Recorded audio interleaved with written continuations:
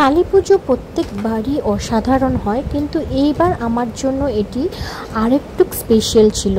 Hello hi friends, আমি নীলাক্ষী নিয়ে আসছি আপনাদের সামনে আমাদের সোসাইটির কালী পুজো। এইবার স্পেশাল এই জন্যই আমি বলছি, কারণ এইবার মা আমাকে আর আমার বান্ধবীকে সেই সুযোগটি করে দিয়েছিল কি মাকে আমরা দুজন মিলে নিজের হাতে সাজাবো।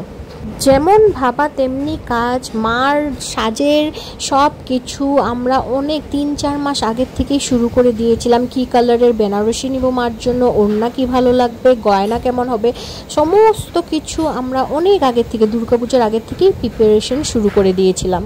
আর নিজেদের ভাবনা মতন দুজন মিলে আমরা সমস্ত কিছু মায়ের একে একে করে কিনে রেখে দিয়েছিলাম। আর চলে আসলো সেই দিনটি 19তে। আমি আর আমার বান্ধবী প্রথমেই চলে গেলাম কুমারটুলি মাকে সাজাতে। তো গিয়ে ওখানে আমরা শাড়ি ঠাড়ি সব কিছু ম্যানেজ করে দিলাম। আর ওখানে যে দাদা ছিলেন উনি আমাদেরকে মাকে পরিয়ে হেল্প করে দিল কিভাবে কি করতে হবে, কিভাবে কি পড়াতে হবে।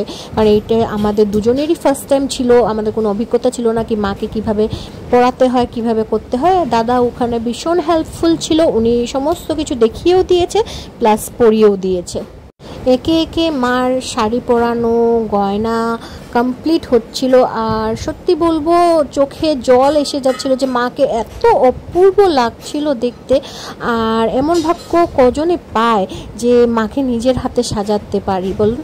আমি তো ভাবতেও পারছিলাম না যে আমি পারবো করে উঠতে, কিন্তু শেষমেশ এই সুযোগটা পেয়ে আর এই দিন ভীষণভাবে আমরা দুজনই ইমোশনাল ছিলাম যে মাকে একে তো আমরা সাজাচ্ছি, আর তারপর মাকে এত সুন্দর লাগছিল সেদিন দেখতে।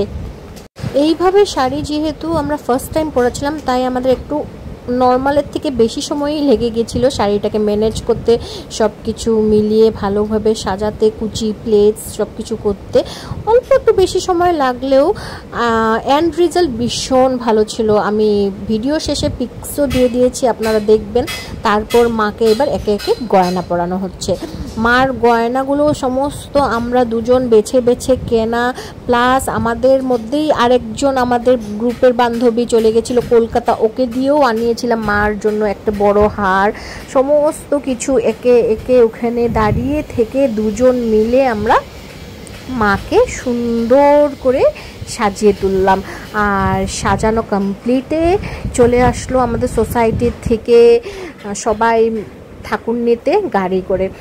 আর মাকে গাড়িতে করে নিয়ে আমরা তারপর রওনা দিলাম আমাদের সোসাইটির মুখে। আর যাওয়ার আগে মার কিছু রিচুয়ালস ছিল, বরণ করতে হয় আরও কিছু, সেগুলো করে ওখানে কমপ্লিট করে নিয়েছিলাম। আর তার আগে মার কমপ্লিট লুকটা এখানেই আপনাদেরকে দেখিয়ে দিই। দেখুন কেমন লাগছে। এই জবা ফুলের মালার থেকে শুরু করে মার ওড়নার থেকে শুরু করে সমস্ত কিছু আমরা করেছিলাম, কাস্টমাইজড করতে ট্রাই করেছিলাম যা বলে আর কি। তারপর এই যে আমি বরণ করে নিচ্ছি মাকে একে একে, আমি আমার বান্ধবী দুজনে মিলেই আমরা বরণ করেছি। বরণ করে মাকে নিয়ে চলে আসলাম। আর ঠিক রাতে শুরু হয়ে গেল মার পুজো।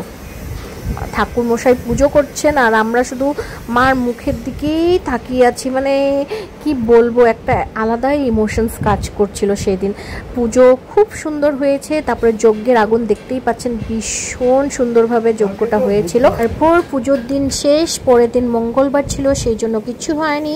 আর বুধবার আমাদের পুরোহিত মশাই আবার চলে আসলো মাকে।